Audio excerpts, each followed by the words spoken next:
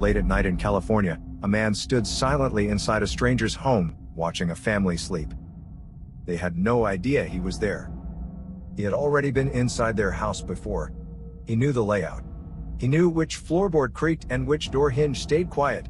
He had spent weeks preparing for this moment. And before the night was over, their lives would never be the same. For decades, police had no name for him. They only knew his pattern. And they knew he was coming back. This is the true story of the man once known as the Golden State Killer. His real name was Joseph DeAngelo.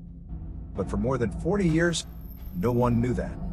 Between 1974 and 1986, California was terrorized by a series of crimes that seemed unrelated at first. Burglaries, assaults, murders, different cities, different victims, no clear suspect.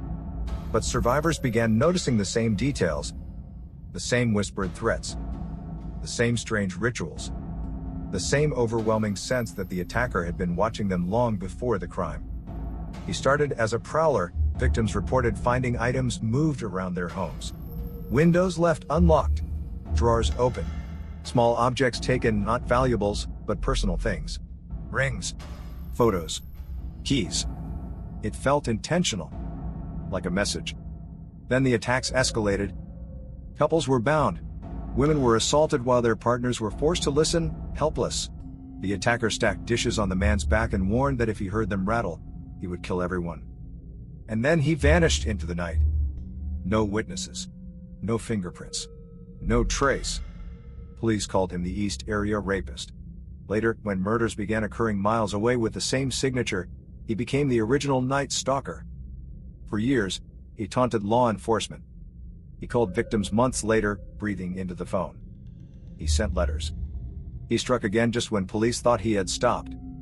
Entire communities lived in fear. People slept with lights on. Men stayed awake all night with weapons. Families installed alarms and bars. None of it stopped him. Because the most terrifying part wasn't how violent he was. It was how patient. He studied his victims, their schedules, their routines, their fears. He broke in weeks before the attacks just to learn the house. This wasn't rage. It was control. By the mid-1980s, the attacks suddenly stopped.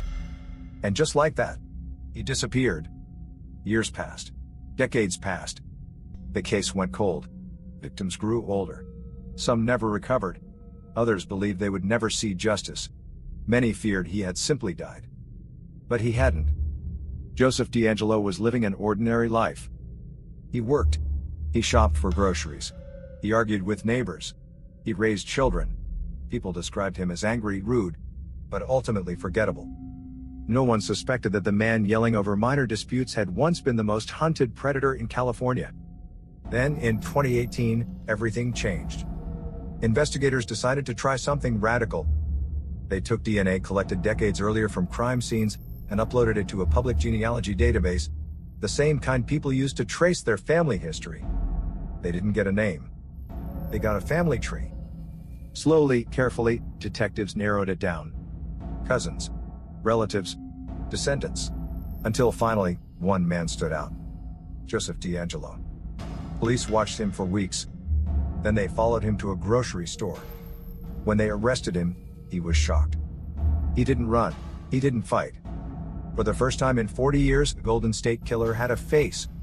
In court, survivors finally saw the man who had haunted their lives. Some confronted him. Some cried. Some stared silently, refusing to give him the reaction he wanted. At first, DeAngelo said nothing. Then, in a moment that stunned the courtroom, he spoke. He pleaded guilty. He admitted to dozens of rapes and multiple murders. And then he said something that sent a chill through everyone listening.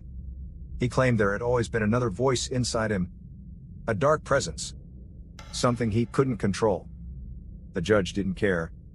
Joseph DeAngelo was sentenced to life in prison without parole. Justice at last. But the story doesn't end there. Because this case changed how crimes are solved. It proved that no matter how long someone hides, no matter how carefully they erase themselves, the past can still find them.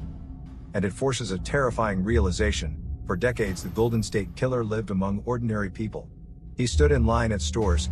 He spoke to neighbors. He blended in completely. and no one knew. So the question this case leaves behind isn't just about crime. It's about proximity. How close do we come to danger without realizing it? Because sometimes, the monster isn't hiding in the dark. Sometimes it's already inside the room. And the scariest part? It knows exactly how long to wait.